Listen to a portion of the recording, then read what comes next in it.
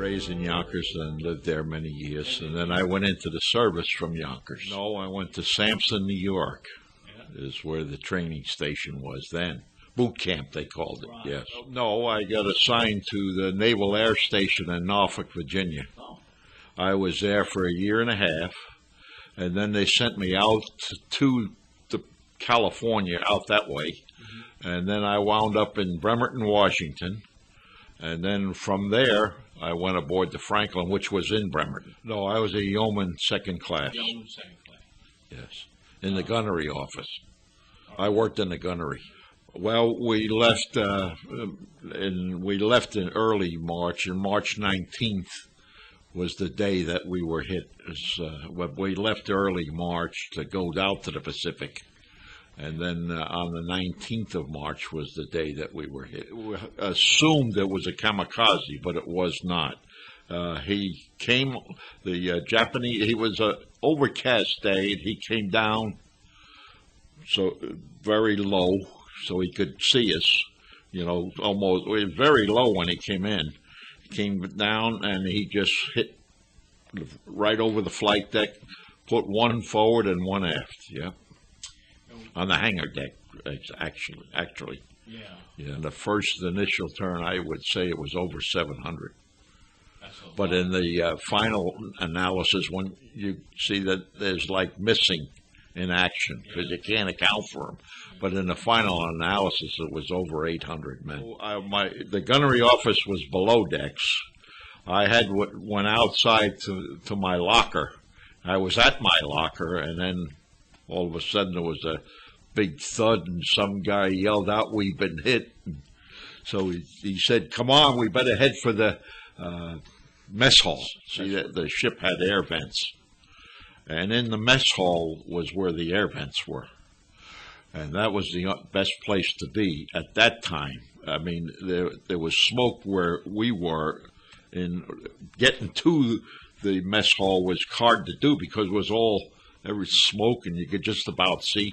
But we finally, there was 2 or 3 of us, and we made it to the mess hall. And then once we were there, we stayed there in the mess hall because, like I said, you could breathe because it was like air vents. Well, we were all trapped below decks, and there was nothing. Well, it was the only place there was air vents. And when he found out, the captain told him there was 300 men trapped below. It was Lieutenant Gary, he got the Congressional Medal of Honor. He found a way out where we can go up the side of the ladder and get onto the flight deck.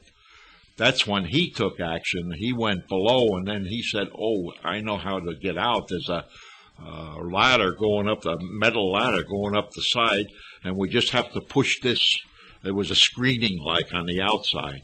He said, "We just got to get this out," which he did. They had a bunch of guys, and they took the screening out, and then we came up, went out the side where the screening was. There was a walkway there, and you just went up onto the flight deck.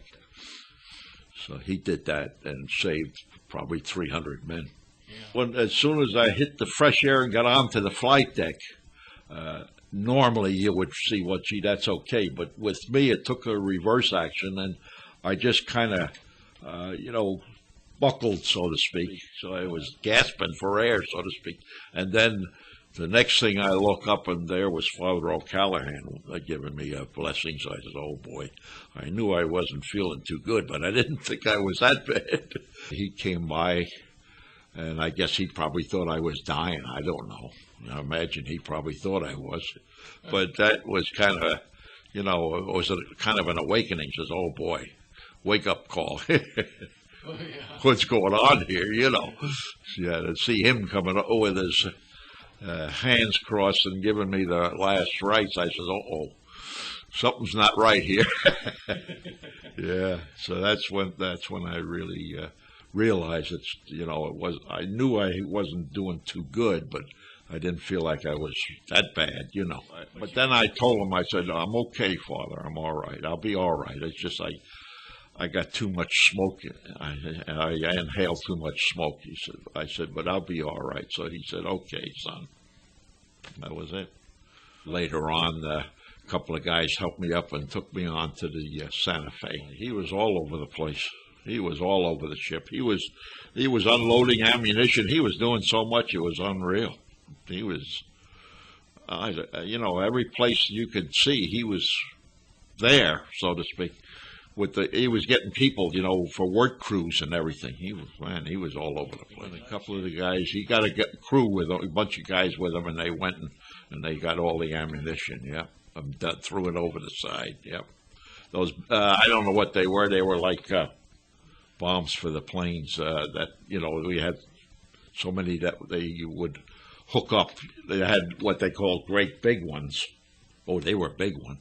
And then they had like a small. He had told us that his sister was in the Philippines, and he thought maybe being as we were going to Lady Gulf, that's near the Philippines, he figured maybe he could get a chance to get to see her. That he might be able to tell her that he was there and that she might be able to come to see her. But as it turned out, we didn't get that chance because as soon as they got to Lady, they formed a task force and headed out to Japan. We were 90 miles from Kyushu, Japan, when we got hit. Nautical miles, I don't know what that is, but we were 90 nautical miles from Kyushu, Japan, when we got hit. Of course, he was still concerned, His sister was liberated from the Philippines because she was a prisoner of war, actually, when she was liberated. And, of course, that he wanted to see her, but it just didn't work out that way because the Franklin was heading out to sea, and he didn't get a chance to get to see her, but he knew she was okay, so he was happy about that, Yeah. But he did mention that while we were on board, that his sister was okay. Yes, Father O'Callahan and Lieutenant Gary that got us out. They both got Congressional Medal of Honor. Lieutenant Gary for rescuing us trapped below.